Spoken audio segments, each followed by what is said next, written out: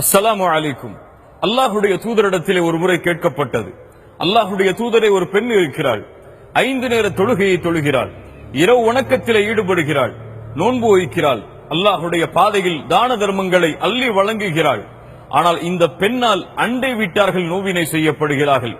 அல்லாஹுடைய தூதர் சொன்னார்கள், லா கைர ஃபீஹா, அந்த பெண்ணிடத்திலே எந்த நன்மையும் இல்லை, அந்த பெண் நரகத்தை சார்ந்தவள் என்று. சுப்ஹானல்லாஹ். இன்னொரு பெண் இருக்கிறாள், அல்லாஹுடைய தூதரே, கடமையான தொழுகையைத்தான் தொழுகிறாள், அல்லாஹுடைய பாதையில் முடிந்த அளவுதான் தான தர்மங்கள் செய்கிறாள். இந்த பெண்ணால் இந்த பூமியில் யாரும் நோவினை செய்யப்படுவதில்லை, யாருக்கும் இந்த பெண் தீங்கிழைப்பதில்லை. இந்த பெண் யார்? அல்லாஹுடைய தூதர் சொன்னார்கள், ஹிய மின் அஹ்லில் ஜன்னah, இந்த பெண் சொர்க்கத்தை சார்ந்தவள் என்று. இந்த நபிமொழி 1000 பலன்களை, படிப்பினைகளை எமக்கு தர வேண்டும்.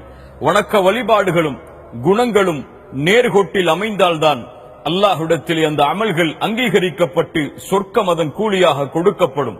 வணக்க வழிபாட்டில் ஒருவர் உயர்ந்து குணத்தில் தாழ்ந்து விட்டால் அவர் ஒருபோதும் அல்லாஹ்விடத்திலே சொர்க்கத்தை வேண்ட முடியாது, கேட்க முடியாது.